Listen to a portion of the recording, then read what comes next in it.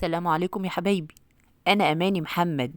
تعالوا نعمل القرص الفلاحي الطرية باللبن الرايب. شوفي معايا جمال القرص وطراوتها، قد ايه طرية وهشة ولينة، وشايفة مورقة ازاي، تحس انها فطير مشلتت. ده غير طعمها التحفة، بتدوب دوبان وانت بتاكليها. يلا بينا اذكروا الله وصلوا على الحبيب عليه افضل الصلاة والسلام، وما ننساش ندعي لاخواتنا ربنا ينصرهم ويشفي مرضاهم ويرحم شهدائهم، ونقول بسم الله ونبدأ الطريقة مع بعض. لقيت عندي في الفريزر كيس لبن رايب وبقاله فترة.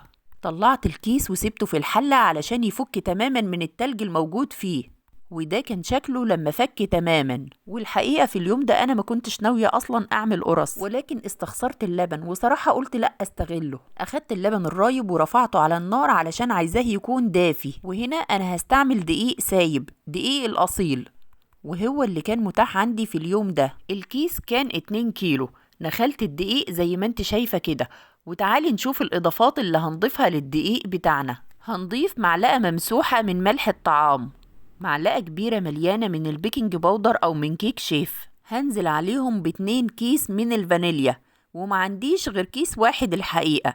نزلت بالكيس، وهضيف كمان بدال الكيس التاني نقطتين 3 كده من الفانيليا السايلة، وهنزل عليهم كمان ب3 معالق كبيرة هرمية من الخميرة الفورية. لأن الجو برد، انتي ممكن كمان لو الجو برد زيادة عندك تضيفي 4 معالق، ما تقلقيش من الخميرة، الخميرة مفيدة جدا. وهنزل على الخميرة بتاعتنا بمعلقتين كبار مليانين من السكر. انا طبعا لو بعمل القرص دي في الصيف انا هضيف معلقتين بس من الخميرة. هنقلب الاضافات الجافة مع بعضها، وهنزل عليهم ب3 معالق كبيرة مليانة من القشطة اللي هي وش اللبن. لو ما عندكيش مفيش اي مشكلة، ممكن الاستغناء عنها. وهقلب القشطة مع الدقيق بالشكل ده، وهنزل عليهم كمان بكوباية مليانة من الزيت، وده مج الشاي العادي بتاعنا، والزيت هنا بدرجة حرارة المكان. وهنزل كمان بنص كوباية من السمنة.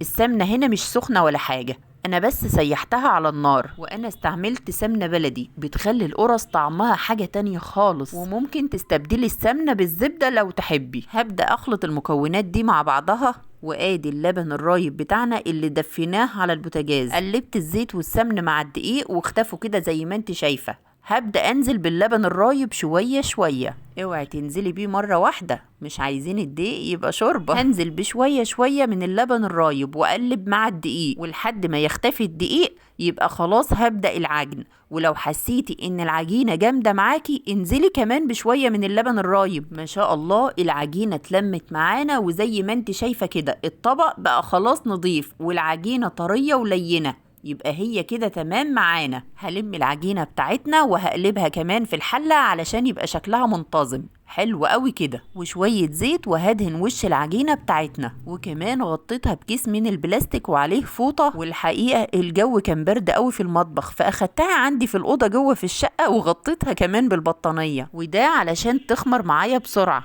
وادي العجين بتاعنا، ما شاء الله العجينة خمرت ما شاء الله زي الفل. شايفين الجمال؟ شايفة العجينة خمرت معانا ازاي؟ ما شاء الله تحفة اهي. هغطي العجين بتاعنا واكشف جزء بسيط منه، وهدهن صينية بالزيت، وقطعي بقى الاحجام اللي تحبيها. خدي القطعة وكوريها ونظميها في ايدك بالشكل ده، ونعميها وخليها سايحة تماما كده. انا وزنت القطعة هنا كانت 68 جرام، انتي بقى اعملي الاحجام اللي تريحي. وبمجرد ما اخلص تقطيع والصينية تتملي معايا بالعجين، لازم اغطي العجين بكيس علشان ما ينشفش معانا. انا هفرد القرص في صواني الومنيوم، انا بحب الالومنيوم قوي في تسوية المعجنات. والصينية لازم ادهنها بالزيت، والزيت فايدته انه بيخلي القرصة ما تلزقش معاكي في الصينية، وكمان بتاخد لون حلو قوي اثناء التسوية في الفرن. هبدأ اخد قطعة بقطعة وافرد في الصينية بالشكل ده. سمك القرصة بيكون حوالي نص سنتي، ولما اخلص فرد كمية العجين بتاعنا برص الصواني فوق بعضها، وكمان غطيتها بدفاية تقيلة لان الجو برد جدا. وسيبي بقى القرص بتاعتك تخمر على راحتها، اوعي تستعجلي وتخبزيها في الفرن. القرص لما تخمر كويس معاكي هتلاقيها منفوخة وهشة جدا من جوه واسفنجية كمان.